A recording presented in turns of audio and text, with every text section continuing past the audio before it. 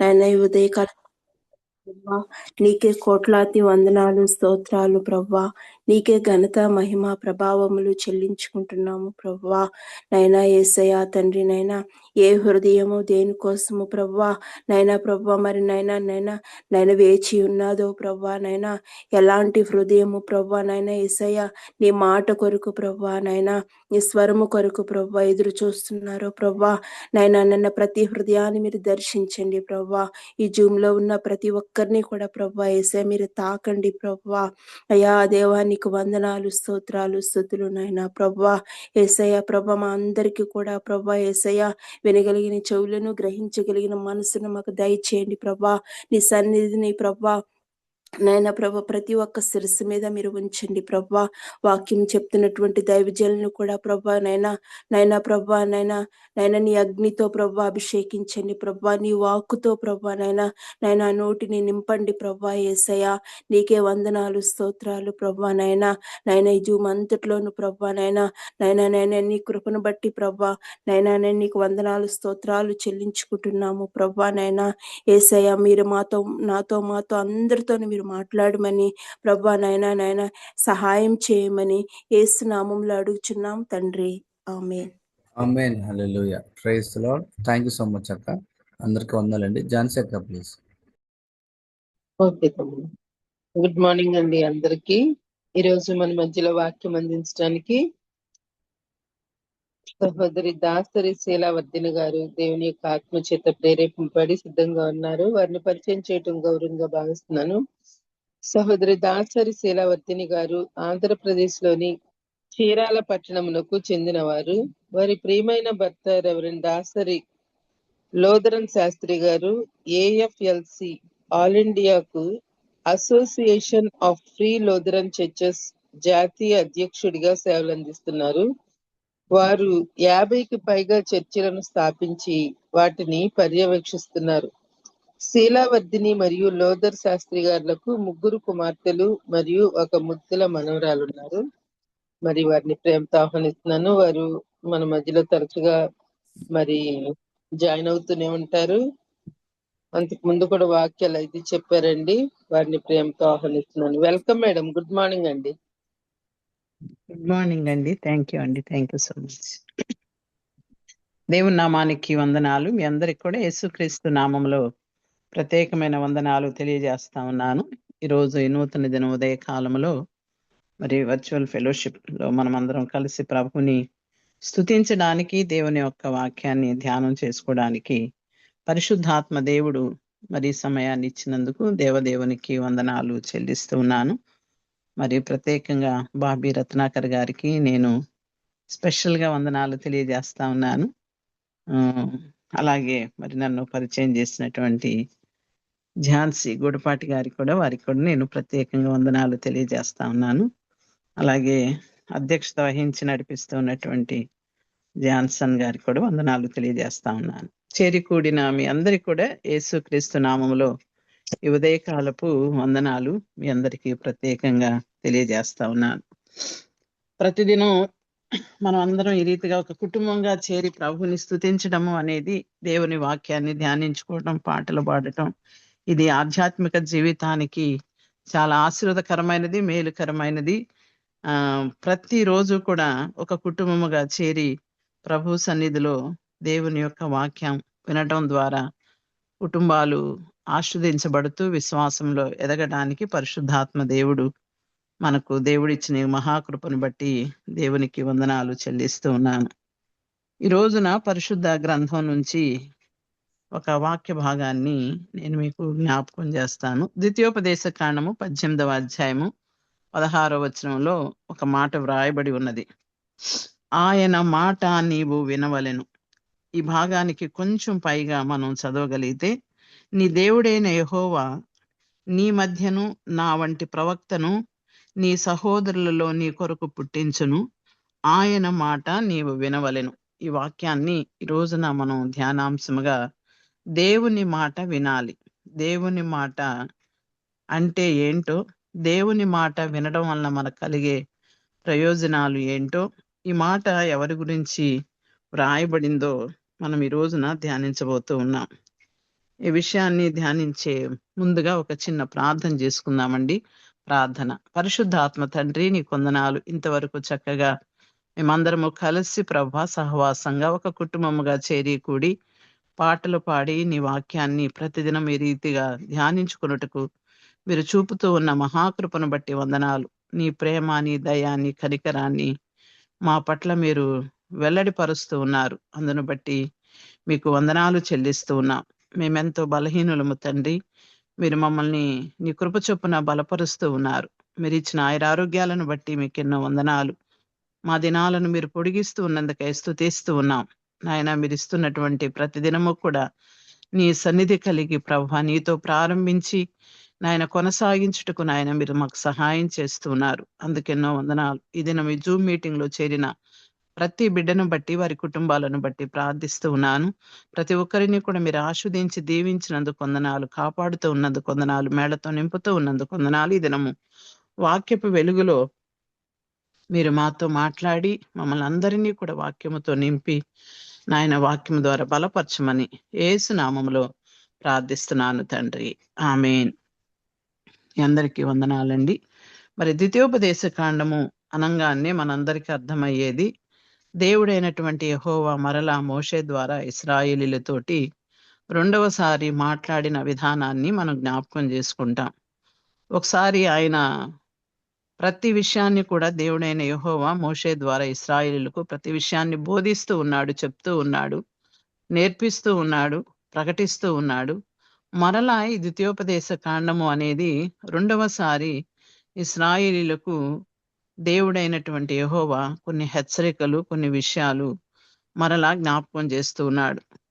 ఆ జ్ఞాపకం చేస్తున్నటువంటి సందర్భంలో ఇక్కడ మనం చదువుకున్నటువంటి మాటను మనం గమనిస్తే, మీరు దేవుని మాట వినాలి. ఇక్కడ నీ దేవుడైన యెహోవా నీ మధ్యను నా వంటి ప్రవక్తను నీ సహోదరులో నీ కొరకు పుట్టించును. ఇదొక ప్రవచనం. ఇదే మాట మనం అపోస్తల కార్యములు 3వ అధ్యాయము 22వ వచనంలో కూడా ఈ మాటను చదవగలుగుతాం. అపోస్తల కార్యములు 3వ అధ్యాయము 22వ వచనం. మోషే ఇట్లనెను, ప్రభువైన దేవుడు నా వంటి ఒక ప్రవక్తను మీ సహోదరులలో మీ కొరకు పుట్టించును. ఆయన మీతో ఏమి చెప్పినను అన్ని విషయములలో మీరు ఆయన మాట వినవలెను. ఆయన మీతో ఏమి చెప్పినను అన్ని విషయములలో మీరు ఆయన మాట వినవలెను.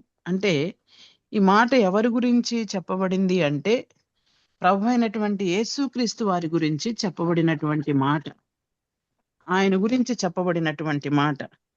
ఒకటి గమనిద్దామండి, దేవుడు తన ప్రజలను నడిపించుటకు ఎల్లప్పుడూ కూడా తన స్వరాన్ని తన ప్రజలకు వినిపించేవాడుగా ఉన్నాడు. ఐగుప్తు దేశములో ఇశ్రాయేలీల ప్రజలు బానిసత్వంలో ఉన్నారు. వారి మొరను దేవుడు విన్నాడు. విని వారికి తన స్వరాన్ని వినిపించి వారిని ఐగుప్తు దేశము నుంచి వాగ్దానం చేయబడినటువంటి కనాను దేశానికి నడిపించడానికి వారితో దేవుడు మాట్లాడుతూ వారిని నడిపించిన విధానము మనము చూడగలుగుతాం. దేవుడు వారికి భవిష్యత్తు గురించి అంతా కూడా ప్రవక్తలను పంపించి వాళ్ళకి సమస్త విషయాలు కూడా బోధిస్తూ ఉన్నాడు. ఇక్కడ మనం చదువుకున్నటువంటి మాటలో, నీ దేవుడైన యెహోవా నీ మధ్యలో నా వంటి ప్రవక్తను నీ సహోదరులో నీ కొరకు పుట్టించును. ఆయన మాట నీవు వినవలెను. మోషే తెలిపిన ప్రవక్త మోషే చెప్పినటువంటి మాట మనం గమనిస్తే, ఈ మెస్సయ్యను గురించి, క్రీస్తుని గురించి స్పష్టంగా తెలియచేయబడతా ఉంది. ఆయన గురించి వ్రాయబడి ఉన్నది అనేది మనకు చాలా స్పష్టంగా అర్థమవుతూ ఉన్నది.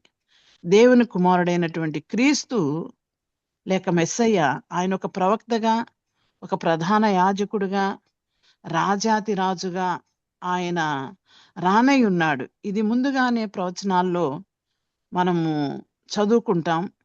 ఆ ప్రవచనము నెరవేర్చబడింది. అనగా క్రీస్తు నోటి నుండి వచ్చేటటువంటి ప్రతి మాటను కూడా ఏం చేయాలి అంటే, ప్రతి ఒక్కరూ వినాలి, విశ్వసించాలి. విశ్వసించినటువంటి వారందరూ కూడా మరి ఆ మాట ప్రకారము జీవించి దేవుని యొక్క నోటి బోరగా ప్రతి ఒక్కరూ వాడబడాలి అనేది దేవుని యొక్క సంకల్పం. దేవుడు చెప్పేటటువంటి మాటలు చాలా జాగ్రత్తగా వాటిని అన్వయించుకోవాలి, ఆచరించాలి, ఆశీర్వదించబడాలి. దేవుడు తన ప్రజలను ఎప్పుడూ కూడా విడిచిపెట్టేవాడు కానే కాదు. తన ప్రజలను ఆయన ప్రేమించేవాడు, తన ఉద్దేశాన్ని తెలియజేసేవాడు. అయితే దేవుని మాట ఏదో లేక దేవుని మాట ఏది కాదు అనేది కూడా తన ప్రజలైనటువంటి వారు గ్రహించాలి అనేది కూడా దేవుని యొక్క సంకల్పంగా మనం గమనిస్తాం. దేవుని బిడ్డలారా, మనము గమనిస్తే మనకు పరిశుద్ధ గ్రంథము మన చేతికి ఇవ్వబడింది. ఈ రోజున 66 పుస్తకాలు మన చేతిలో దేవుని చేత ప్రేరేపించబడి దేవుని మాటలు వ్రాసి ఈ రోజున మనకు అందించారు అంటే మనము చాలా ధన్యులం. ఈ వాక్యాన్ని ప్రతిదినము చదవటం కానివ్వండి, వినటం కానివ్వండి, ఆచరించటం కానివ్వండి, ఇవి మన జీవితంలో చాలా చాలా దీవెనకరంగా, మేలుకరంగా, ఆశీర్వదకరంగా దేవుడు మనకిచ్చాడు. ఈ గ్రంథం మన జీవితాన్ని కరెక్ట్ మార్గంలో నడిపించేది, సరైనటువంటి త్రోవలో నడిపించేది, మనకు ఒక దిక్చూచి మనం ఏది చేయాలి, ఏది చేయకూడదు, ఎలా ఉండాలి, ఎలా ఉండకూడదు, ఏది మాట్లాడాలి, ఏది మాట్లాడకూడదు, ఏది తినాలో, ఏది తినకూడదో, ఎక్కడ కూర్చోవాలో, ఎక్కడ కూర్చోకూడదు, ఎలా నడవాలో, ఎలా నడవకూడదు, ప్రతి చిన్న విషయం కూడా మన ఆధ్యాత్మిక జీవితానికి, మన వ్యక్తిగత జీవితానికి, లేక మన కుటుంబ జీవితానికి, మన సంఘ జీవితానికి అవసరమైన ప్రతి మాట కూడా పరిశుద్ధ గ్రంథములో దేవాతి దేవుడు 26 పుస్తకాల్లో వ్రాసి మనకిచ్చాడు అంటే ఈ పరిశుద్ధ గ్రంథం కలిగినటువంటి వారు, చదివేవారు బహుధన్యులని మనము గ్రహించాలి. ఉదయకాలం మనం దేవుని యొక్క వాక్యముతో ప్రారంభించి కొనసాగిస్తూ ఉన్నాము అంటే దేవుని మాట మనల్ని బ్రతికించేదిగా, మనల్ని జీవింపచేసేదిగా, మనల్ని నడిపించేదిగా, మనకు ఆశీర్వదకరంగా దేవుడు మరి అనుగ్రహించినందుకు దేవదేవునికి మనము చాలా చాలా కృతజ్ఞతలు తెలియచేయాలి. అయితే చూడండి, ఇక్కడ ఈ మోషే ద్వారా ఈ మాటలు మనము వింటూ ఉన్నాం.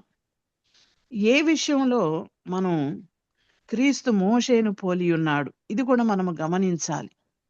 ఇక్కడ నా వంటి ప్రవక్తను నీ సహోదరులలో నీ కొరకు పుట్టింతును, దేవుడైనటువంటి యెహోవా ఈ మాటలు సెలవిస్తూ ఉన్నాడు.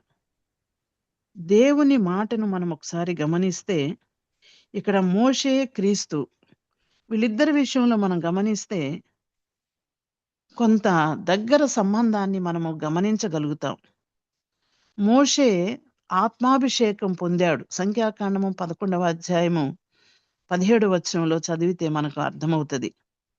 అలాగే లూకా సువార్త 4వ అధ్యాయము 18, 19 వచనాలు చదివితే సువార్త బోధించడానికి దేవుని యొక్క ఆత్మ యేసుపై ఉన్నాడు. గమనించండి, దేవుని ఆత్మ, పరిశుద్ధాత్మ నిజంగా ఈ సువార్త ప్రకటనలో మరి ముందుకు నడిపించడంలో యేసయ్యకు కూడా తోడుగా ఉండటము అనేది మనం ఇక్కడ గమనిస్తూ ఉన్నాం. పావురవ రూపంలో యేసు ప్రభువారు బాప్తిసం పొందినప్పుడు మరి యేసయ్య మీదకు రావటం మనం గమనిస్తాం. రెండవదిగా మనం గమనిస్తే పాత నిబంధన అంకురార్పణ చేయడానికి దేవుడు మోషేను వాడుకున్నాడు. అయితే నూతన నిబంధనను ప్రవేశపెట్టడం యేసు మూలం అనేది మనము గమనించగలుగుతాం. పాత నిబంధనలో ఉన్న క్రీస్తు మనకు క్రొత్త నిబంధనలో మనము చూడగలుగుతూ ఉన్నాం, ప్రత్యక్షంగా మనము గమనించగలుగుతూ ఉన్నాం. యేసు నూతన నిబంధనను ప్రవేశపెట్టాడు.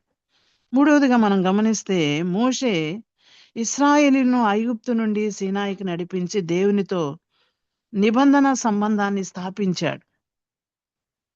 క్రీస్తు అయితే సాతాను బంధకాల నుండి, పాపం నుండి ప్రజలను విడిపించి దేవుని సన్నిధిలోనికి స్వేచ్ఛగా ప్రవేశించడానికి దేవునితో క్రొత్తదైన సజీవ సంబంధాన్ని దేవుడు మనకు స్థాపించాడు. ఇది ఒక గొప్ప ఆధిక్యత మానవాళికి, సర్వలోక మానవాళికి దేవుడిచ్చినటువంటి ఆధిక్యత. పాత నిబంధనలో మనం ఏం చూస్తాము?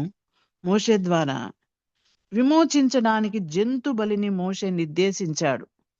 పాపం పోవాలి అంటే పాత నిబంధనలో జంతువులను బలించేవారు.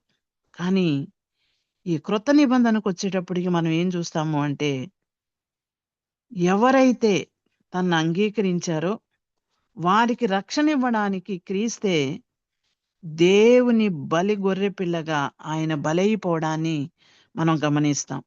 యేసు ప్రభువే బలి పశువుగా ప్రతి వారిని రక్షించడానికి ఆయన స్వరక్తం ఇచ్చి ఆయన తన జనాంగాన్ని ఆయన ఏర్పాటు చేయడం అనేది మనం చూస్తా ఉన్నాం. దేవుని యొక్క ఆశీర్వాదాలు పొందడానికి పాత నిబంధనలో తప్పకుండా దేవుని ప్రజలు ఆయన కట్టడలు, శాసనాలు, ఆజ్ఞలు లోబడాలి, వాటిని పాటించాలని ధర్మశాస్త్రం ద్వారా మోషే చూపించాడు. అయితే ఇక్కడ నిత్య జీవాన్ని, దేవుని ఆశీర్వాదాలను పొందడానికి, దేవుని చిత్తం నెరవేర్చడానికి ఒక మార్గంగా ప్రభు అయినటువంటి యేసుక్రీస్తు పరిశుద్ధాత్మను మనకు చూపాడు. దేవుని బిడ్డారా, ఇవి మనం పాత నిబంధన నుంచి అలాగే క్రొత్త నిబంధనలో ఉన్నటువంటి క్రీస్తుని గురించి మనము గమనించవలసినటువంటి విషయాలు. వీటిని బట్టి మనము దేవుని మాట అనేది మనం గమనిస్తే తప్పకుండా ఆయన మాటకు మనము విధేయత చూపాలి, మనము వినాలి, మనము లోబడాలి, మనము తప్పకుండా ఆచరించాలి. దేవుని మాట ఎలాంటిది? మన దేవుడు పరిశుద్ధుడు, ఆయన ప్రత్యేకింపబడినటువంటి వాడు. ఆయన గురించి మనము ఆలోచన చేస్తే దేవుని మాట అనేది స్వచ్ఛమైనది, మిక్కిలి స్వచ్ఛమైనదని దావీదు మహారాజు కీర్తన గ్రంథము 119వ అధ్యాయము 140వ వచనంలో రాశాడు. స్వచ్ఛము, మిక్కిలి స్వచ్ఛమైనది అంటే దానిలో కల్తీ అనేది మనకు కనిపించదు. దానిలో ఇంకా వేరేది ఏది కూడా మనం చూడము. మనం గత 2 దినాల నుంచి ఒక న్యూస్ వింటా ఉన్నాం. కల్తీ పాలు తాగి చిన్నారుల ప్రాణాలు బలైని, అలాగే పెద్దవారు కూడా సిక్కయ్యారు. హాస్పిటల్కి తీసుకెళ్తూ వాంతులు చేసుకుని చాలా సీరియస్గా ఉన్నారని కొన్ని మాటలు మనము గత 3 దినాల నుంచి వార్తల్లో వింటూ ఉన్నాం. ఈ రోజున ఏది చూసినా, ఏది చేసినా అంతా కూడా మనకు కనపడేది ఏంటి అంటే కల్తీ అనేది మనం చూస్తా ఉన్నాం. దేవుని బిడ్డారా, ఈ రోజున పరిశుద్ధ గ్రంథంలో ఒక్క మాట ఇది కల్తీ అని చెప్పడానికి లేదు. దేవుని మాటలు అంత స్వచ్ఛమైనవి, ఉన్నవి ఉన్నట్టుగా పరిశుద్ధాత్మ దేవుడు జరిగినవి జరిగినట్టుగా ఆయన పరిశుద్ధ గ్రంథంలో వ్రాసి పెట్టారు. ఈ పరిశుద్ధ గ్రంథాన్ని కరెక్ట్గా చదివేవారు, అర్థం చేసుకునేవారు, ఒకవేళ అపార్థం చేసుకుని చెప్పాలనుకునే వారిని సైతం చివరిలో వారి జీవిత విధానాన్ని మార్చేటటువంటి శక్తి నిజంగా దేవుని మాటలు ఈ పరిశుద్ధ గ్రంథంలో వ్రాయబడి ఉన్నవి. ఈ పరిశుద్ధ గ్రంథంలో వ్రాయబడిన ప్రతి మాట కూడా మనము గమనిస్తే ఇవి స్వచ్ఛమైనవి, మిక్కిలి స్వచ్ఛమైనవి. దేవుని మాటలు అగ్ని వంటివని కూడా మనం చదువుతాం. ఇర్మియా గ్రంథము 23వ అధ్యాయము 29వ వచనములు. ఎందుకు అంటే చెత్త చెదారం అంతా కూడా కాల్చేసేది శక్తి దేనికున్నది అంటే అగ్నికున్నది. దేవుని మాట కూడా అంతే. మనిషి జీవితంలో ఉన్నటువంటి ప్రతి మలినాన్ని, ప్రతి వ్యర్థత్వాన్ని, ప్రతి చెత్తను కూడా కాల్చివేసి పరిశుద్ధత, పవిత్రత కలిగి జీవించడానికి చూపించేది ఏదయ్యా అంటే దేవుని యొక్క మాట, దేవుని మాట. దేవుని మాట స్వచ్ఛమైనది. అలాగే ఆయన మాట అగ్ని వంటిది.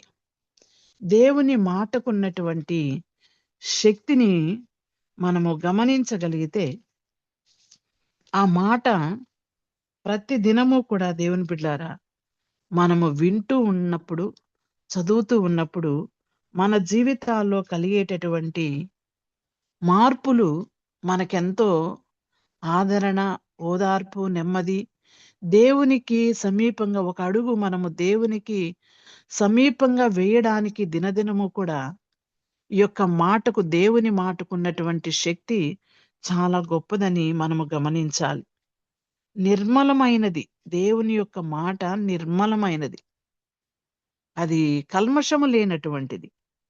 దేవుని మాట యథార్థమైనది, అదే స్వచ్ఛమైనదని మనం చెప్పుకున్నాం. ఆ మాటకే యథార్థత, దేవుని మాటలో ఉన్నటువంటి యథార్థత మనము గమనించాలి. ఎందుకు అంటే ఆ సంఖ్యాకాండం 23వ అధ్యాయము 19వ వచనంలో మనం చదువుతాం, దేవుడు మాట ఇచ్చి స్థాపింపకుండునా. అంటే దేవుడు ఒక మాట చెప్పాడు అంటే దానిని నెరవేర్చేవాడు, ఆయన నెరవేర్చేవాడు. ఆయన యథార్థవర్తనుడు, మన దేవుడు యథార్థత కలిగినటువంటి వాడు, ఆయన నమ్మదగిన దేవుడు, ఆయన పరిశుద్ధుడు, ఆయన మాట కూడా యథార్థమైనది. ఆయన మాటలో ఉన్నటువంటి యథార్థతను బట్టి ఆయన బిడ్డలైనటువంటి వారు యథార్థవర్తనులుగా ఉండాలని దేవుడు ఆశించి తన యొక్క ప్రాణాన్ని అర్పించాడు. తన ప్రాణాన్ని సిలువలో అర్పించి తన రక్తాన్ని చిందించాడు. ఇది గమనించాలి. దేవుని మాట సజీవమైనది, సజీవమైనది. ఆ దేవుని మాట ఎప్పుడూ కూడా జీవించేదే తప్పితే అది మృతమయ్యేటటువంటి మాట కానే కాదు. మృతము కానిది ఏదైనా ఉన్నదా అంటే దేవుని మాటే. దేవుని మాట ఈ రోజున సర్వలోకాన్ని, ప్రపంచ ప్రజలను ఆకర్షిస్తూ ఉన్నది, మారుస్తూ ఉన్నది, దేవునికి సమీపంగా నడిపిస్తూ ఉన్నది. దేవుని మాటలో ఎంత శక్తి అండి, ఎంత శక్తి! దేవుని మాట విన్నటువంటి వారు ఈ రోజున బ్రతుకుతూ ఉన్నారు, జీవిస్తూ ఉన్నారు. ఈ దేవుని మాట మనిషి పరిస్థితిని అంతటినీ కూడా ఆదరించేదిగా ఉంటూ ఉన్నది. ఒక మాట చదువుతాం, గుండె చెదరిన వారిని బాగు చేయువాడు ఆయనే అని. దేవుని బిడ్డలారా, నిజంగా క్లిష్ట పరిస్థితుల్లో, కృంగినటువంటి సమయాల్లో, బాధకరమైనటువంటి పరిస్థితుల్లో, వేదన సమయాల్లో దేవుని యొక్క వాక్యము, దేవుని యొక్క మాట మనిషిని జీవింపచేస్తా ఉన్నది. ఈ వాక్యం దగ్గరికి వెళ్ళినప్పుడు, వాక్యము చదువుతూ ఉన్నప్పుడు దేవుని యొక్క వాక్యపు వెలుగులో ఆదరణ పొందుతూ ఉన్నారు. పరిస్థితులన్నిటినీ కూడా దేవాతి దేవుడు మార్చి మనిషిని స్థిరపరుస్తూ ఉన్నాడు. దేవుని ప్రేమ చాలా గొప్పది, దేవుని ప్రేమ చాలా గొప్పది. ఈ మాట మనందరికీ చాలా చాలా ప్రయోజనకరమైనది. దేవుని మాట ప్రయోజనకరమైనది. ఇది పవిత్రమైనటువంటిది దేవుని మాట. ఈ దేవుని మాటే మనిషి జీవితాన్ని శుద్ధి చేసేదిగా మనము చూస్తూ ఉన్నాం. అందుకే ఆదివారం మొదలుకొని శనివారం వరకు ఉదయకాలంలో మనము దేవుని మాటలు వినడానికి, దేవుని యొక్క వాక్యములో ఉన్నటువంటి శక్తిని గ్రహించడానికి, అన్వయించుకోవడానికి, ఆచరించడానికి, ఒక క్రొత్త మాటను మనము దేవుని దగ్గర నుంచి తీసుకొని దీవించబడడానికి ఈ ఉదయకాలపు ఆరాధన మన హృదయాలను తెప్రేలా చేస్తూ ఉన్నది అంటే మనము నిజంగా చాలా ధన్యులం, చాలా ఆస్వాదించబడినటువంటి వారు. మనము క్రొత్త నిబంధనలోనికి వెళ్ళినప్పుడు యేసు ప్రభువారు మాట్లాడినటువంటి మాటల గురించి లూకా భక్తుడు ఒక మాట వ్రాసాడు. 4వ అధ్యాయం 22వ వచనంలో ఆ లూకా భక్తుడు వ్రాసిన మాట ఏంటి అంటే, దయగలిగిన మాటలు. దేవుని మాటలు ఎలాంటివి అంటే దయగలిగినవి. అవి మనిషి పట్ల, మనిషి జీవితంలో, మనిషి అంతరంగములో మార్పును కలుగచేసేవి. ఆయన మాటను మనం గమనిస్తే, ఆయన మాటలు మనం వింటూ ఉంటే ఆయన మాటలకు మనం లోబడుతూ ఉంటే ఎక్కడ మార్పు కలుగుతుంది అంటే మన అంతరంగములో, మన హృదయములో, మన అంతరంగములో ఉన్నటువంటి ప్రతి ఆందోళన, ప్రతి కలవరము, ప్రతి సమస్య, ప్రతి దానికి కూడా దేవుని మాటలు మనల్ని తెప్పరిల్ల చేసేవిగా ఉంటూ ఉన్నవి. నిజంగా ఇంత గొప్ప మాటలు మనము దేవుని యొక్క సన్నిధానంలో ఈ 66 పుస్తకాల్లో మన కొరకు ఆయన వ్రాసి పెట్టారు అంటే ఈ రోజున ఈ గ్రంథాన్ని చేతబట్టుకొని చదువుతూ వింటూ ఆ వాక్యపు వెలుగులో నడుస్తూ ఉన్నటువంటి జీవితాలు ఈ రోజున ప్రకాశిస్తూ ఉన్నవి. దేవుని బిడ్డలారా, ఇవి చాలా ఆశీర్వాదకరమైనటువంటి మాటలు. అందుకే దేవుని యొక్క వాక్యము మనము ఎప్పుడూ కూడా దేవుని మాటలు వినడానికి ఆసక్తి చూపాలి, చదవడానికి ఆసక్తి చూపాలి, అలాగే ధ్యానించడానికి మనము ఆసక్తి చూపే మరి బిడ్డలంగా దేవుని యొక్క సన్నిధిలో ఉండాలని దేవుడు కోరుకుంటూ ఉన్నాడు. దేవుని మాట ఎలాంటి క్లిష్ట పరిస్థితుల్లోనైనా సరే బ్రతికించి నిలబెట్టేది, నడిపించేదిగా ఉండడము అనేది మనము అందరము కూడా కొన్ని అనుభవాల్లో మన జీవితాల్లో దేవుడు జరిగించిన పరిస్థితులను బట్టి మనము దేవుణ్ణి స్తుతించాలి, దేవుణ్ణి ఘనపరచాలి. ఒకసారి నేను బైబిల్ మిషన్లో క్లాసులు తీసుకోవడానికని వెళ్తూ ఉన్నాను. క్లాసులు అయిపోయినాయి. నేను వెళ్ళేటప్పుడు ఒక భయంకరమైనటువంటి పరిస్థితి నా ఆరోగ్యంలోనే నాకు కలిగింది. నేను అది ఊహించలేదు, గమనించలేదు. క్లాస్ అయిపోయింది. దిగిన వెంటనే స్పాట్లో హాస్పిటల్కి వెళ్ళాల్సి వచ్చింది. వెళ్తూ ఉన్నాను. ఏంటా ఈ పరిస్థితి అని ప్రార్థించుకుంటున్నటువంటి సమయంలో ఒక మాట నాకు గుర్తుకొచ్చింది. యెహోవా నా కాపరి, నాకు లేమి కలుగుదనే మాట నాకు బాగా గుర్తుకొచ్చింది. ఆ మాటను పట్టుకొని యెహోవా నా కాపరి, నాకేమీ కాదు అనుకుంటూ వెళ్ళాను. నేను వెళ్ళడం ఒక్కదాన్నే వెళ్ళాను. వెళ్ళినప్పుడు అక్కడున్న ఒక డాక్టర్ అన్నారు, మీరు ఇమ్మీడియట్గా హాస్పిటల్లో జాయిన్ అవ్వాలండి అన్నారు. అప్పుడు నేను అన్నాను, నేను ఇంటికి వెళ్ళాలండి, నేను ఇక్కడ గుంటూరు చిన్న పని మీద వచ్చాను. సరే, నేను ఇంటికి వెళ్ళి వచ్చినాక అప్పుడు అడ్మిట్ అవుతానండి అన్నా. అసలు వెళ్ళటానికి వీల్లేదమ్మా, వెళ్ళకూడదు, ఇప్పుడు మీరు జాయిన్ అవ్వాలని రమ్మని చెప్పండి, వస్తారు, ఫోన్ చేయండి అన్నారు. కాదు వెళ్ళాలి, నేను తప్పకుండా వెళ్ళాలని చెప్పేసి నా క్లాస్ అయిపోయింది. నేను క్లాస్ చూసుకొని వచ్చేటప్పటికి ఈవినింగ్ నాకు 9 అయిపోయింది ఆ రోజు. సరే, వచ్చి కూర్చొని ప్రేయర్ చేసుకొని మార్నింగ్ టైం ఇక్కడున్న లోకల్ డాక్టర్ గారిని కలిసినప్పుడు వారు మొత్తానికి కొన్ని టెస్టులు చేయాలమ్మా అన్నారు. కానీ ఈ వాక్యము నా హృదయం నిండా బాగా ధైర్యాన్ని నింపింది. అయితే అంతా అయిపోయినాక నాకు వచ్చిన రిపోర్ట్ ఏంటి అంటే అంతా నార్మల్, ఏమీ లేదని వచ్చింది. ఏమీ కాదు అనే మాట నేను ఎప్పుడైతే ధ్యానించుకుంటూ వెళ్ళానో, ప్రార్థించుకున్నానో, ఆ వాక్యాన్ని బట్టి దేవుడు ఇచ్చినటువంటి ఆ గొప్ప ధైర్యము, నిరీక్షణ అసలు నేను మరవలేనటువంటిది. అంటే ఒక వాక్యము మనిషిని ఏం చేస్తుంది అంటే క్లిష్ట పరిస్థితుల్లో, కురింగినటువంటి సమయంలో, ఒకవేళ మనకి మనుషులు ఎవరు కూడా మనకు ప్రక్క నుండి ఒకవేళ ఏది చెప్పలేకపోవచ్చు, ఏది చేయలేకపోవచ్చు. ఒకవేళ ఉన్నా, ఫర్ ఎగ్జాంపుల్ మన చుట్టూ ఎంతమంది ఉన్నా కొన్నిసార్లు ఏమీ చేయలేని పరిస్థితి కూడా ఉంటుంది, ఏమి చెప్పలేని పరిస్థితి కూడా ఉంటుంది, ఏ సహాయం అందించలేని పరిస్థితి కూడా ఉంటుంది. కానీ దైవ సహాయము, దేవుని యొక్క మాట, దేవుని యొక్క శక్తి, దేవుని బలము మనిషిని ఎంత ఆదరిస్తుంది అంటే, ఎంత బలపరుస్తుంది అంటే అది అనుభవించిన వాళ్ళు మాత్రమే చెప్పగలుగుతారు. అది అనుభవించిన వాళ్ళు మాత్రమే మాట్లాడగలుగుతారు. అంటే ఆ విశ్వాసం చొప్పున దేవుని మీద ఆధారపడినప్పుడు, ఆనుకున్నప్పుడు దేవుడు తన మాటను అనుగ్రహించి, తన వాగ్దానాన్ని ఇచ్చి ఆదరించి బలపరిచేటటువంటి వాడు. ఆయన మాట అనేది మనం ఎప్పుడూ కూడా మన హృదయములో, మన నోట మనము పలుకుతూ ఉండాలి. దేవుని మాట గురించి మనము గమనిస్తే ఈ ద్వితీయోపదేశ కాండములోనే దేవుని మాటలు మనము ఎట్లా ఏ విధంగా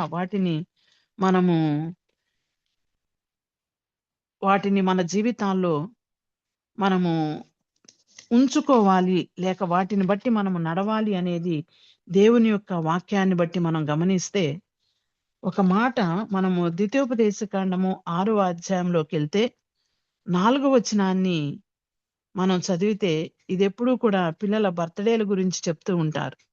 దేవుని మాటలు అనేటటువంటివి 6వ వచనం నుంచి మనం చదివితే, 6వ అధ్యాయం 6వ వచనం నుంచి చదివితే, దేవుని మాటలు హృదయములో ఉండాలి.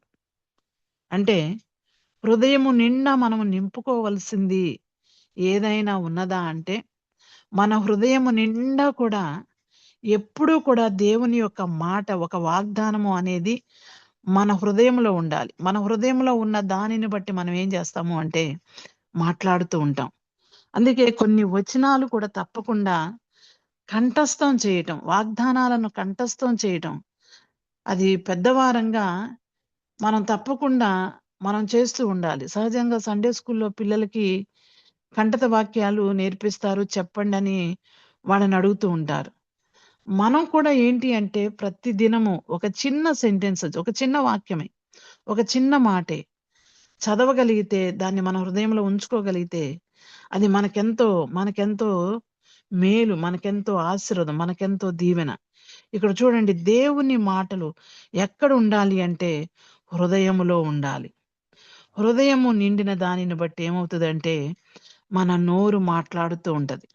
మన హృదయంలో దేవుని వాక్యం ఉంటే, దేవుని వాగ్దానాలు ఉంటే, దేవుని మాటలు నింపుకుంటూ ఉంటే, మనము వేస్తున్నటువంటి అడుగులు, చేస్తున్నటువంటి పనులు, వెళుతున్నటువంటి ప్రయాణాలు అన్నిట్లో కూడా వాగ్దానాలు, దేవుని మాటలను పట్టుకొని మనము పలుకుతూ ఉంటే, ఆ దేవుని మాట మనల్ని బలపరిచేదిగా ఉంటది, మనకు నెమ్మది ఇచ్చేదిగా ఉంటది, మనకు విశ్రాంతిని కలుగు చేసేదిగా ఉంటది. అందుకే కంఠస్థం చేయటము అనేది తప్పకుండా పెద్దవారమైన మనము కూడా దేవుని మాటలు మన హృదయంలో మనం గుర్తుపెట్టుకోవాలని ఈ యొక్క 6వ అధ్యాయము ద్వితీయోపదేశ కాండం 6వ వచనం నుంచి మనం చదివితే కొన్ని మాటలు మనకు అర్థమవుతాయి. అయితే రెండవదిగా చూడండి, చేతికి కట్టుకోవాలి అంటే మన ఎదుట అవి మన చేతికి కట్టుకోవడము, అవి మనకు ఆశీర్వాదం, మన చేతికి ఉండడం. అంటే ఎలా మన చేతికి కట్టుకుంటామండి? ఈ మధ్య కాలంలో కొంతమందిని నేను గమనించాను, బైబిల్ గ్రంథాన్ని వ్రాసే వాళ్ళని చూశాను.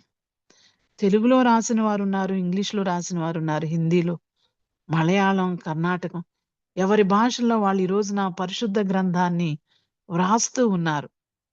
ఒక్కసారి వ్రాస్తే 10 సార్లు చదివినట్లని మనకి చిన్నప్పుడు క్లాసుల్లో టీచర్స్ చెప్తా ఉంటారు. వ్రాయటం, బైబిల్ గ్రంథాన్ని వ్రాయడము, దేవుని బిడ్డారా, నిజంగా అది కూడా ఒక గొప్ప మేలే అని నేను అంటాను. చదవటానికే ఈ రోజున తీరిక లేని పరిస్థితుల్లో ఉంటూ ఉన్నారు చాలా మంది. అయితే వ్రాయటము అంటే అది కష్టమైనది, క్లిష్టమైనది కూడా. అయినప్పటికీ కొంతమంది బైబిల్ గ్రంథాన్ని వ్రాస్తూ ఉన్నారు. ఆదికాండం మొదలుకొని ప్రకటన గ్రంథం వరకు వ్రాస్తూ ఉన్నారు. మంచిది, సమయం దొరికినప్పుడు దేవుని వాక్యాన్ని వ్రాయటంలో నిజంగా అది ఒక గొప్ప ఆశీర్వాదమే. మూడవదిగా చూస్తే బాసికముల వలె ఉండాలి కన్నుల నడుమ. మన ఎదుట, మన నోట, మన చేతిలో ఈ వాక్యము అనేది కనపడుతూ ఉండాలి, మన నొసట ఉండాలి. చూడండి, మనల్ని చూసినప్పుడు, ఎవరైనా మనల్ని గమనించినప్పుడు, మనలను బట్టి దేవునికి సాక్ష్యం ఇవ్వడము అనేది, మన గురించి మాట్లాడటము అనేది దేవుని వాక్యాన్ని బట్టి మాట్లాడాలి. మనం ప్రార్థన చేసినప్పుడు కానివ్వండి, ఇతరులతో మాట్లాడినప్పుడు కానివ్వండి, దేవుని వాగ్దానాలను ఎత్తిపట్టి ప్రార్థన చేస్తే, ఒక వాక్యాన్ని జ్ఞాపకం చేసి మనం మాట్లాడగలిగితే అది దేవునికి మహిమ, మనకు ఆశీర్వాదం, వింటున్నటువంటి వారికి లేక ఎదుటి వారికి అది గొప్ప దీవెనని మనము గమనించాలి. మన నొసట ఎలా ఉండాలి అంటే అది బాసికముల వలె ఉండాలని దేవుని యొక్క మాటను బట్టి మనం చూస్తూ ఉన్నాం. అలాగే ఇక్కడ మరొక మాట అంటున్నాడు, నీ ఇంటి ద్వార బంధముల మీద వ్రాయాలి. ద్వార బంధములు, మనందరికీ కూడా తెలుసు, మన గృహాల్లో మనకి దేవుని యొక్క వాక్యము ఫ్రేమ్ కట్టించుకొని మనం పెట్టుకుంటూ ఉంటాం. కొన్నిసార్లు వాగ్దానాలు పెట్టుకుంటాం, కొన్నిసార్లు కొంతమంది మనకు వాక్యాలు ఫ్రేమ్ కట్టి ఇస్తూ ఉంటారు. వాటిని మనము మన గృహాల్లో తగిలించుకుంటూ ఉంటాం. మంచిది. ఎందుకు అంటే లోపలికి వచ్చినప్పుడు ఎవరైనా వాక్యాలు చదివినప్పుడు ఆదరించబడతారు. ఆ వాక్యాన్ని బట్టి వారికి కూడా మనసులో కొంత నెమ్మది కలుగుతుంది. నేను ఒకసారి పెదవడ్లపూడి గ్రామానికి వెళ్ళినప్పుడు అక్కడ దేవుని వాక్యాన్ని బోధించిన తరువాత ఇంటికి తీసుకువెళ్ళారు. ఇంటికి నన్ను ఒకళ్ళు ఆహ్వానించారు. ఆమె పేరు నాగమణమ్మ. ఆమె అక్కడ చాలా ప్రధాన పాత్ర వహిస్తారు. ఆ పెదవడ్లపూడి గ్రామంలో మరి కమ్మవారు ఒక ప్రత్యేకంగా ఒక మందిరాన్ని కట్టుకొని చాలా చక్కగా అందరూ కలిసి ప్రభుని ఆరాధిస్తూ దేవుని కొరకు అక్కడ ఒక మంచి సంఘంగా ఏర్పాటయ్యారు. ఆ మంగళగిరి ప్రాంతంలో మా మావయ్య గారు ఎంఆర్ఓగా చేస్తున్న సమయంలో మేము గుంటూరులో ఉంటున్నటువంటి టైంలో మమ్మల్ని ఆ స్థలానికి ఆహ్వానించారు. ప్రతి సంవత్సరం డిసెంబర్ 10వ తారీఖున క్రిస్మస్ ఆరాధన జరుగుతూ ఉంటది. నేను ప్రతి సంవత్సరం వాళ్ళ దగ్గరికి వెళ్ళేదాన్ని వాక్యాన్ని అందించడానికి. అయితే ఒక తల్లి గారి ఇంటికి పిలిచినప్పుడు తన యవ్వన ప్రాయంలో తన భర్తను కోల్పోయింది. అలాగే ఇచ్చినటువంటి ఒక ఏకైక బిడ్డ కూడా తను ఒళ్ళు కాల్చుకొని చనిపోయింది. తను వాళ్ళ ఇంటికి నన్ను తీసుకొని వెళ్ళి ఒక మాట చెప్పింది. వాళ్ళ ఇంట్లోకి ఒక ఆమె వచ్చి క్యాలెండర్ ఇచ్చిందంట. ఆ క్యాలెండరు అసహనంగానే తీసుకొని ఇంట్లో తగిలించింది ఆమె. తగిలించినప్పుడు దాని మీద ఒక వాక్యం వ్రాయబడి ఉంది. సింహపు పిల్లలు లేమి కొంటయేమో గాని యెహోవాను ఆశ్రయించిన వారికి ఏ మేలు కొదవైండదని.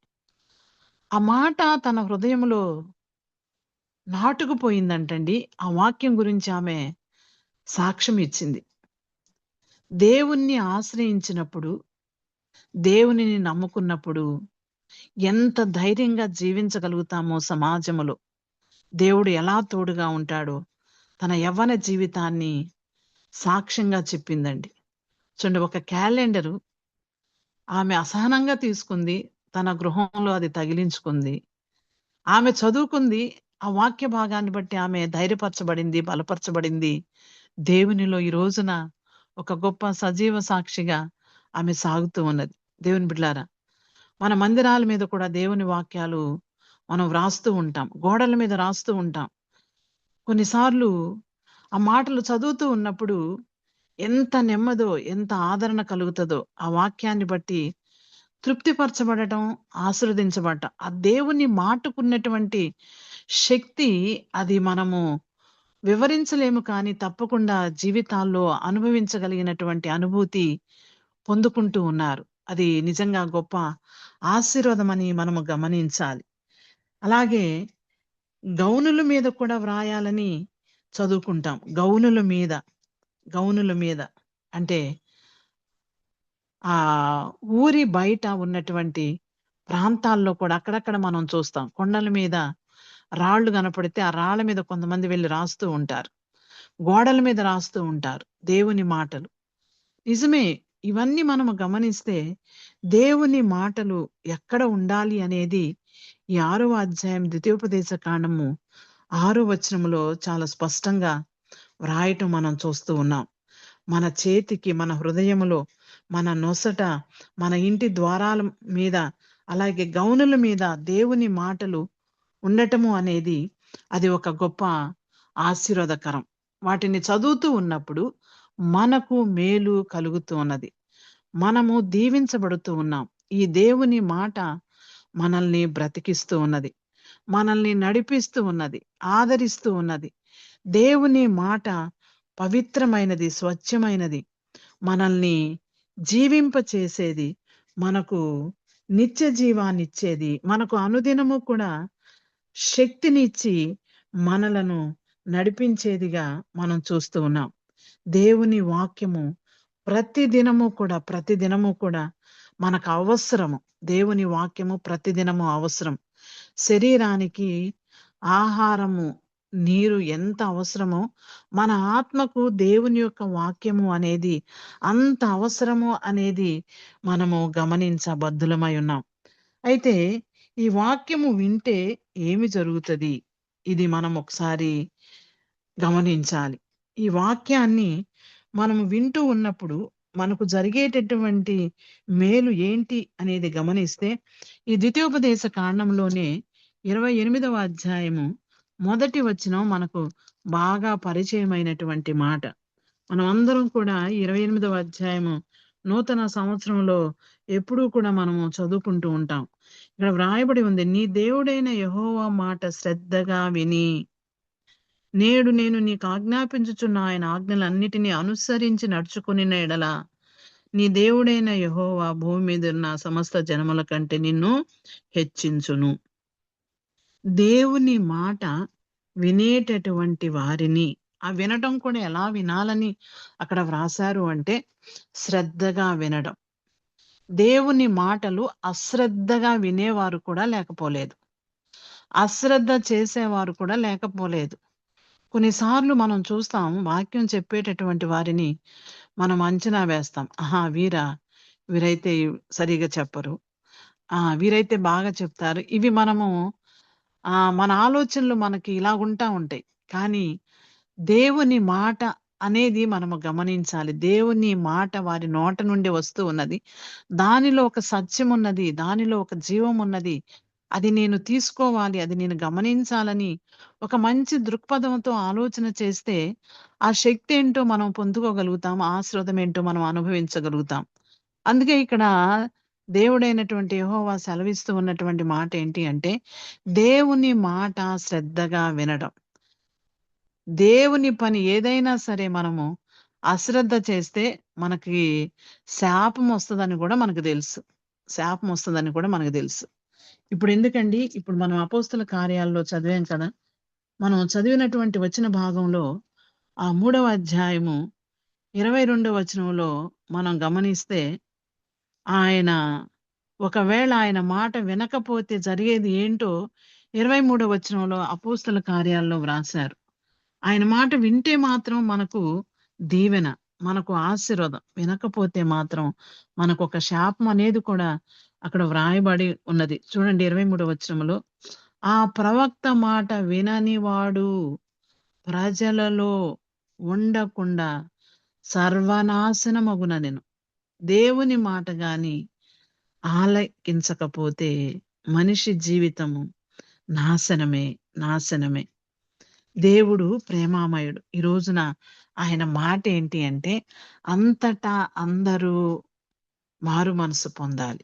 అంతటా అందరూ ఆయన్ని నమ్మి విశ్వసించి ఆయన ప్రణాళికలో ఆయన ఇచ్చేటటువంటి ప్రేమను పొందాలి. బైబిల్ గ్రంథం అంతా కూడా 2 పదాల మీద వ్రాయబడి ఉన్నదండి. ఒకటి, దేవుడు మనల్ని ప్రేమించాడు. 2, దేవుడు మనల్ని క్షమించాడు. ప్రేమ మీద ఉంది, క్షమించటం మీద ఉంది.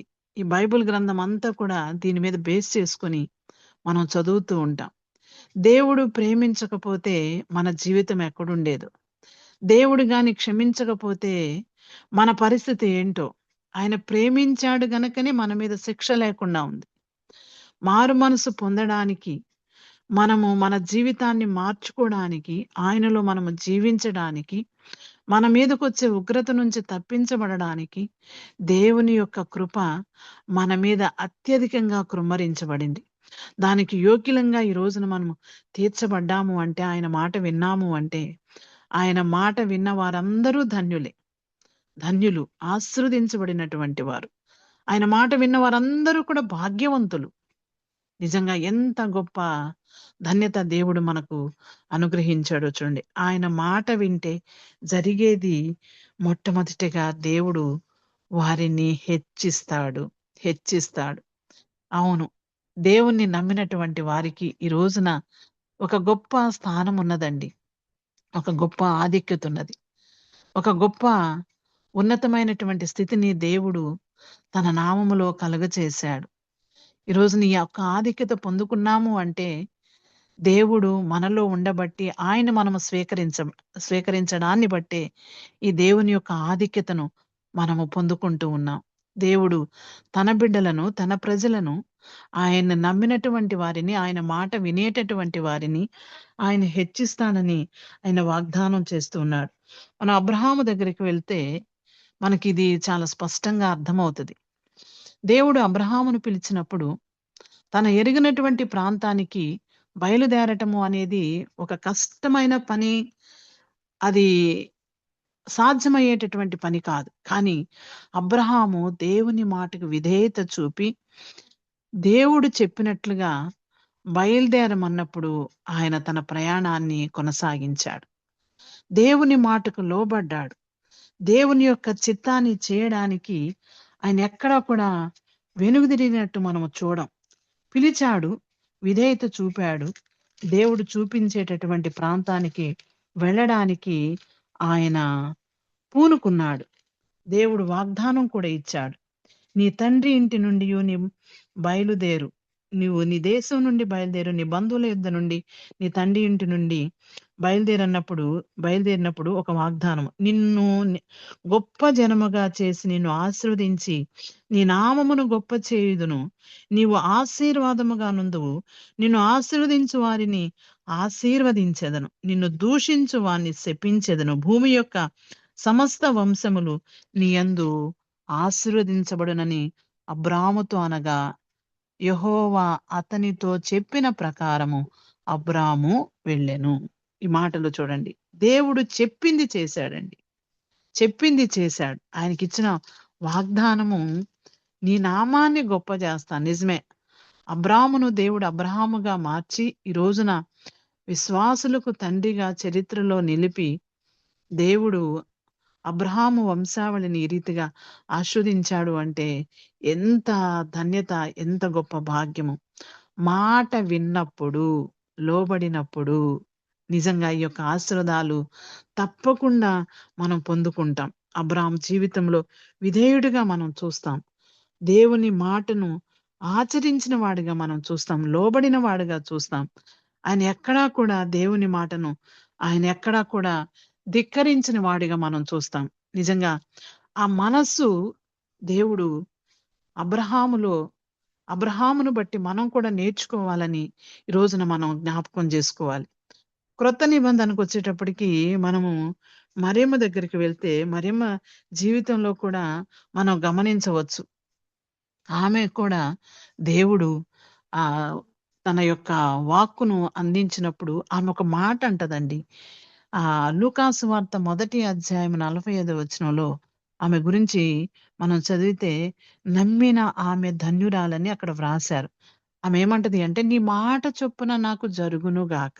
దూత చెప్పినప్పుడు ఆమె ప్రశ్నిస్తది, నేను కన్యకను, పురుషుని ఎరుగని దాన్ని, నాకు ఇది ఎలాగూ జరుగునని ఆమె ప్రశ్నించినప్పటికీ అది పరిశుద్ధాత్మ నీ మీదకి వస్తుంది, సర్వోన్నతుని శక్తి నిన్ను కమ్ముకుంటది అని దేవుని యొక్క వాక్కు ఆమెకు తెలియచేయబడినప్పుడు ఆమె చెప్పిన మాట ఏంటి అంటే, నీ మాట చొప్పున నాకు జరుగునుగాక. ప్రతిదినము కూడా మనము మన జీవితాల్లో అభ్యసించాలి.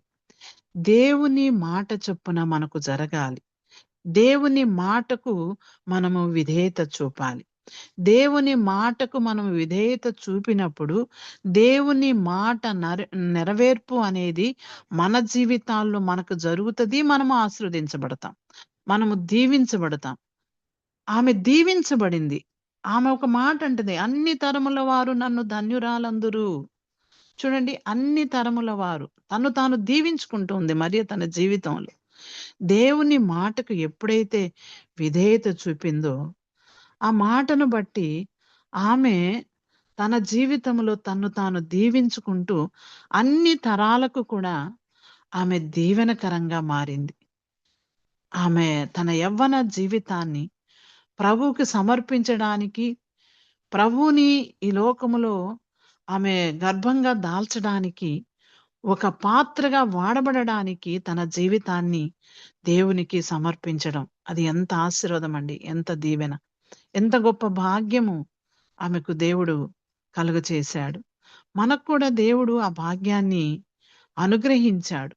దేవుని మాట ప్రతిదినము చదవడం వలన, వినడం వలన, చదువుతూ ఉండాలి. వాక్యాన్ని ఎప్పుడు కూడా మనము నిర్లక్ష్యం చేయకూడదు. చదివే విషయంలో వినే విషయంలో కూడా నిర్లక్ష్యం ఉండకూడదు. ఆచరించే విషయంలో, అనుకరించే విషయంలో అస్సలు నిర్లక్ష్యం చేయకూడదు. కొన్నిసార్లు మనము నిర్లక్ష్యం చేసే దేవుని యొక్క ఆశీర్వాదాలు పోగొట్టుకుంటూ ఉన్నాం. మనము నిర్లక్ష్యము చేసే మనకు దగ్గరకు వచ్చినటువంటి దీవెనలు కూడా మనం పోగొట్టుకుంటూ ఉన్నాం. శాపాన్ని తెచ్చుకుంటున్నాం. మన మీదకి వచ్చే దీవెనకు బదులుగా శాపం అనేది వస్తూ ఉన్నది. శాపం తొలగిపోవాలి, శాపం మనకు దూరం అవ్వాలి. యేసయ్య రక్తము చిందించబడింది. ఆయన రక్తము చిందించాడు అంటే మనము ఆయన మాటకు లోబడాలి, ఆయన మాటకు మనము విధేయత చూపాలి. దేవుని బిడ్డలారా, దేవుని మాట విన్నప్పుడు మనము దేవుడు మనల్ని హెచ్చించేవాడు, మనలను ఘనపరిచేవాడు, ఉన్నతమైనటువంటి శిఖరాగ్రాల్లో మనల్ని నిలబెట్టేవాడు. దావీదు గురించి కూడా మనము చదువుతాం. చిన్నతనం నుంచి దేవుణ్ణి స్తుతిస్తూ ఉన్నటువంటి వాడు. దావీదు గురించి దేవుడిచ్చినటువంటి సాక్ష్యము, నా చిత్తానుసారుడు, నా హృదయానుసారుడు. ఆయన మాటలు పలికాడు అంటే అది సామాన్యమైనటువంటి విషయం కాదు. అది సామాన్యమైన విషయం కాదు.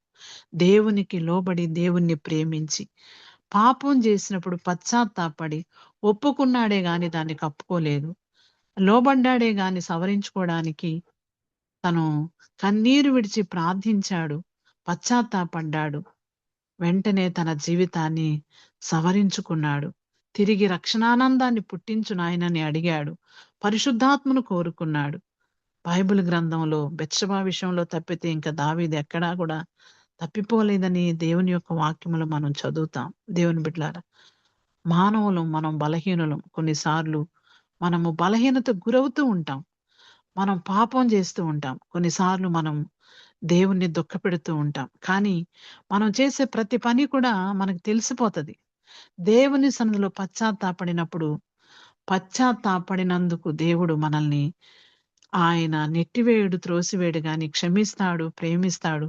పశ్చాత్తాపడినప్పుడు ఆయన మనల్ని ఆదుకుంటాడు, ఆదరిస్తాడు, క్షమిస్తాడు.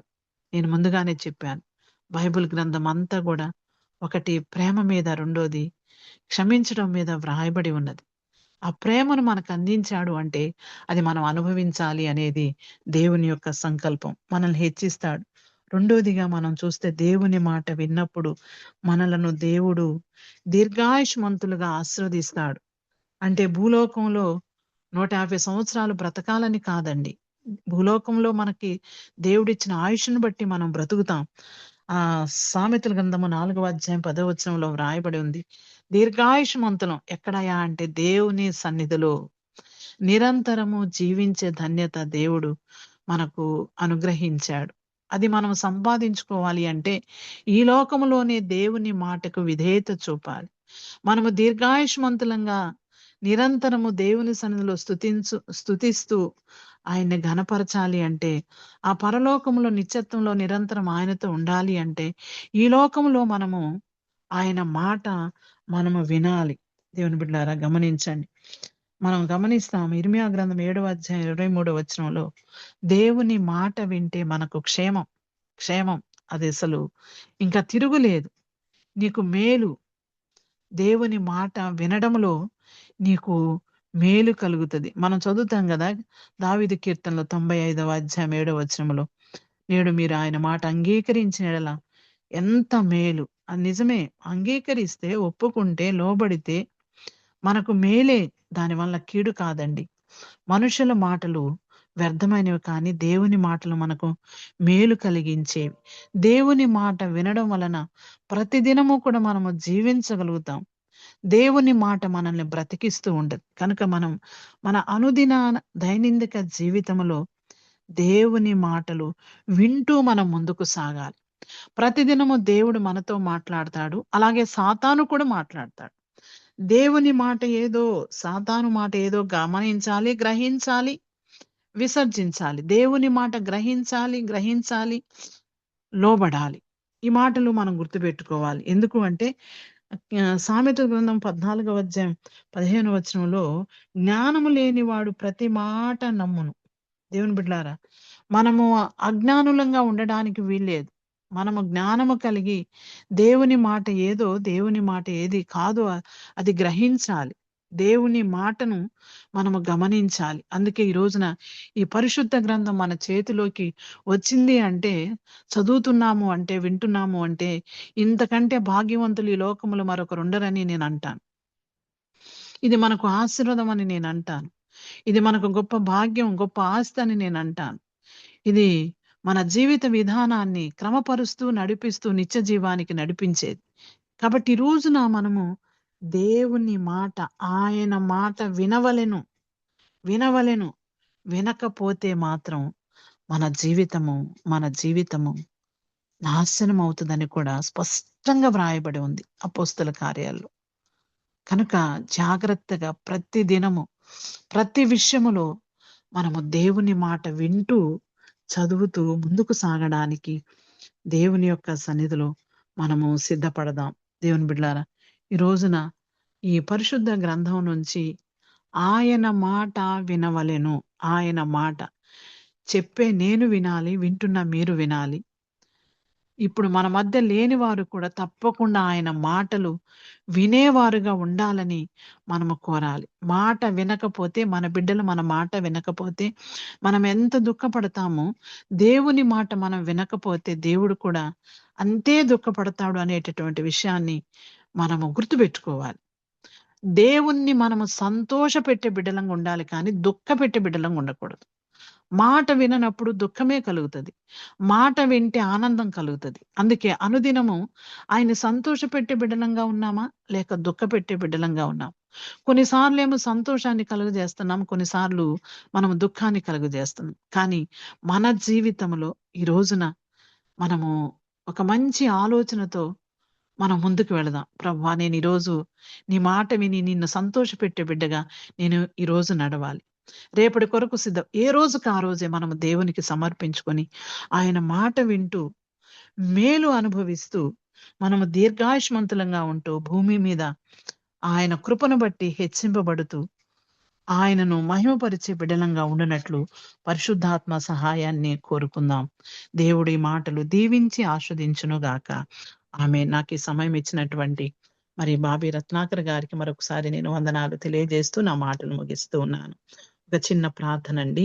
పరిశుద్ధాత్మ దేవానికి వందనాలు, స్తోత్రాలు. ఈ దినము నీ మాటలు మేము ధ్యానించడానికి మీరు ఇచ్చారు నాయన. మా అనుదిన జీవితంలో నిన్ను సంతోషపెట్టే బిడ్డలంగా ఉంటూ నిన్ను మహిమపరచినట్లు సహాయం చేయమని జూమ్ మీటింగ్ లో చేరిన ప్రతి బిడ్డను కూడా మీరు దీవించినందుకు వందనాలు చెల్లిస్తూ యేసు నామములో ప్రార్థిస్తున్నాను తండ్రి.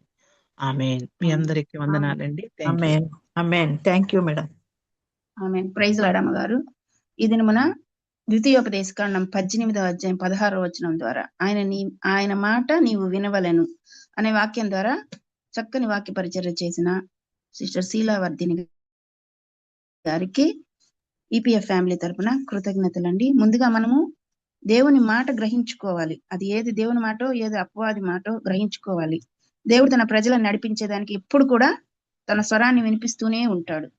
మనం ఎప్పుడైతే ప్రభువుని నమ్ముతామో అప్పుడు ఆయన ఉద్దేశాన్ని మనం నెరవేర్చే వారంగా ఉండాలి.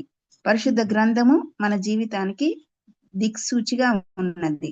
మోషే ఏ విధంగా ఆత్మాభిషేకం పొందాడో అదే విధంగా నూతన నిబంధనలో ప్రభు అయిన యేసు పరిశుద్ధాత్మాభిషేకం పొందారు. మోషే ధర్మశాస్త్రాన్ని ఈ లోకానికి పరిచయం చేస్తే ప్రభువు నూతన నిబంధనను పరిచయం చేశారు. ఐగుప్తు నుంచి సీనాయికి జంతు బలి ద్వారా మోషే గారు చేరిస్తే పాపం నుంచి పరలోకానికి మనకు పస్కా పశువుగా ప్రభు అయిన యేసే బలియాగం చేశారు. దేవుని మాట మనం వినాలి. ఎందుకు వినాలంటే అది మిక్కిలి స్వచ్ఛమైనది, అగ్ని వంటిది, సుత్తి వంటిది, యథార్థమైనది, దయగలిగినది, గుండె చెదిరిన వారిని బాగు చేయునది, సజీవమైనది, బలమైనది. మనము ఎప్పుడు దాన్ని హృదయంలో ఉంచుకోవాలి. దేవుని వాక్యం మన చేతికి కట్టుకోవాలి. మన కన్నుల నడుమ బాసికం వలె ఇతరులకు ఆశీర్వాదకరంగా మనము ఉండాలి. అదే విధంగా మన ద్వారబంధముల మీద, మన గౌనుల మీద వ్రాసుకోవాలి. మనం ఎప్పుడైతే శ్రద్ధగా వింటామో దేవుని వాక్కు, అప్పుడు దేవుడు మనల్ని భూమి మీద ఉన్న సమస్త జన్మల కంటే ఎక్కువగా హెచ్చిస్తాడు. ఎప్పుడైతే మనము ఆ ప్రవక్త అంటే ప్రభు అయిన యేసు మాట వినమో అప్పుడు ప్రజల్లో ఉండకుండా సర్వనాశనం అయిపోతామని కూడా దేవుడు మనల్ని హెచ్చరిస్తూ ఉన్నాడు. పాత నిబంధనలో అబ్రహాం గారు, నూతన నిబంధనలో కన్య మరియ ఏ విధంగా దేవునికి విధేయత చూపించారో అలా మనం విధేయత చూపించాలి. ఒకవేళ దావీదు బత్షెబ విషయంలో పాపం చేసినప్పుడు పశ్చాత్తాపడినప్పుడు దేవుడు క్షమించాడు. మనం కూడా మన పాప జీవితం గురించి పశ్చాత్తాపడితే దేవుడు తప్పక క్షమిస్తాడు. ఎందుకంటే ఆయన ప్రేమ క్షమాపణ కలిగిన దేవుడు కాబట్టి మనకు క్షేమం కలగాలంటే మనం ఏం చేయాలంటే ఆయన మార్గంలో నడుచుకోవాలి. జ్ఞానం లేని వారంగా, ప్రతి మాట వినకుండా దేవుని వాక్కు వినే వారంగా, ప్రభు అయిన యేసుని అంగీకరించే వారంగా జీవించాలని అమ్మగారు చెప్పిన వాక్యాన్ని బట్టి వందనాలండి. మరి ముగింపు ప్రార్థన ఆశీర్వాదం ఇవ్వాల్సిందిగా రెవరెండ్ జామీ రవికుమార్ గారిని మనవి చేస్తున్నానండి. ఇది మన తెలంగాణలో second year exams intermediate start అవుతాయి. అయ్యగారు ప్రార్థన చేయండి. ప్రార్థన చేసుకుందాం. పరిశుద్ధమైన తండ్రి, నీ బంగారు పాదాలు పొందడం ప్రభ, ఉదయకాల సమయంలో ప్రభ, నీ చలనైన మెల్లైన స్వరాన్ని ప్రభ వినడానికి తండ్రి మాకు ఇచ్చిన శ్రేష్టమైన సమయాన్ని బట్టి వందనాలు తండ్రి. నీ దాసురాలు ప్రభ శీలవర్తిని గారిని ప్రభ తను మరుగుపరిచి నాతోనూ మాతోనూ మీరు మాట్లాడిన విధానం బట్టి వందనాలు తండ్రి.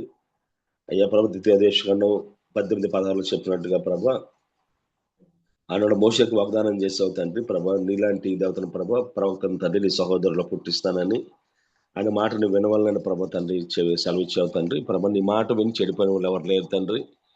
అయ్యా నమ్మటి నీ వల్ల అయితే నమ్మమని సమస్తము సాధ్యమన్నా ప్రభ ప్రార్థన చేస్తున్నాను తండ్రి. విధంగా ప్రభ అయ్యా అబ్రహాము తన విధేయత చూపినప్పటి దేవతండ్రి ప్రభ అద్భుతమైన తండ్రి ప్రభ సంతానాన్ని ఇచ్చి ప్రభ అభివృద్ధి పరిచావో, విశ్వాసం తండ్రిగా స్థిరపరిచావో ప్రభ. నీ మాట వినే భాగ్యం మాకు దయచేయండి తండ్రి. అదేవిధంగా ప్రభ నీ కుమారుడైన యేసుక్రీస్తు కూడా ఈ లోకంలో ప్రభ సంచారం చేసినప్పుడు తండ్రి తండ్రి నీ చిత్తమే నా ఇష్టం కాదని ప్రభ ప్రార్థన చేయగలిగాడు ప్రభ.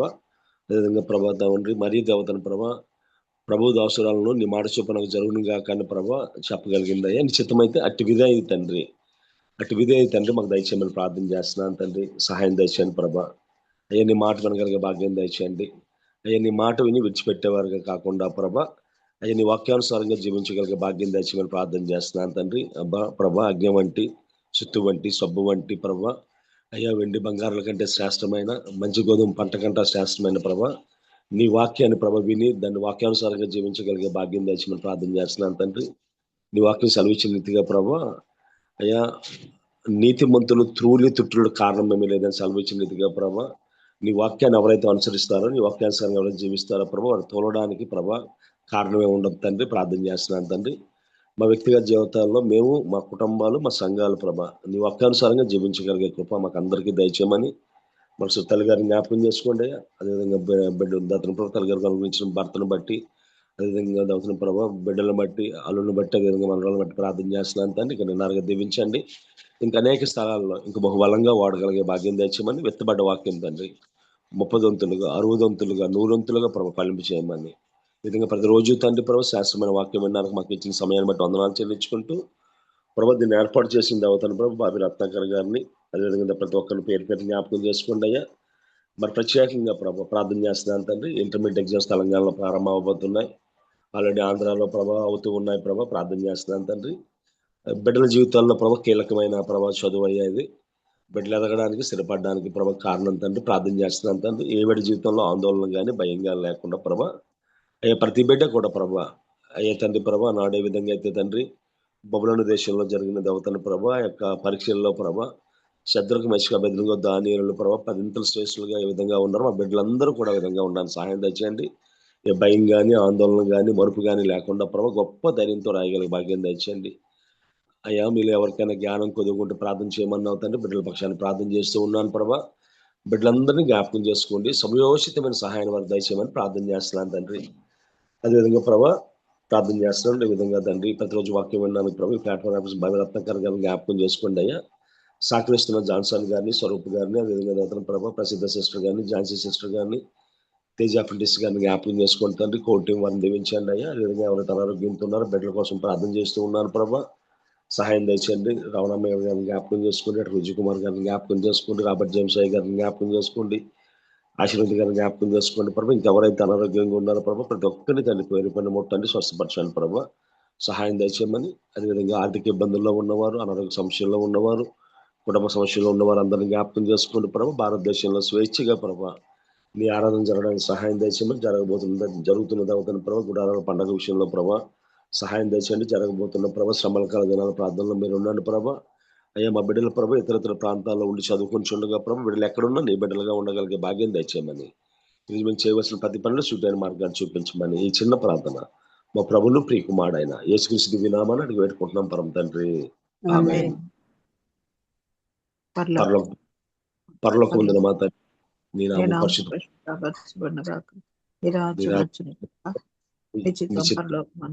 భూమి ఎందు నెరవేరును గాక.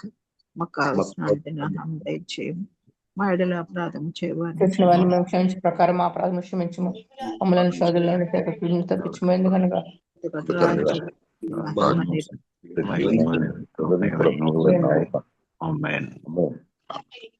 దేవుని ప్రేమ, కుమారుని యేసుక్రీస్తు కృప, పరిశుద్ధాత్మ అన్యోన్య సహవాసము వాక్యం చెప్పిన శైలవర్ధన్ గారికి, పాల్గొన్న బిడ్డలకు, జరుగుతున్న ఎగ్జామ్స్ కి ఆయన సదాకాలంతో నడిపించును గాక. ఆమేన్. ప్రైజ్ లార్డ్ అయ్య గారు ప్రార్థన చేసి ఆశీర్వదించిన రెవరెండ్ జామీరావు కుమార్ అయ్య గారికి, అలాగే అద్భుతమైన వాక్య పరిచర్య చేసిన శీలావర్ధిని గారికి, కూడి వచ్చిన విశ్వాసులైన పరిశుద్ధులందరికీ కూడా విపిఎఫ్ ఫ్యామిలీ తరఫున కృతజ్ఞతలండి. ప్రభు చిత్తం అయితే రేపటి దినాన్న తిరిగి కలుసుకుందాం. అంతవరకు సెలవు తీసుకుందాం. Praise the lord to all. Praise lord అమ్మా, ప్రైజ్ లార్డ్.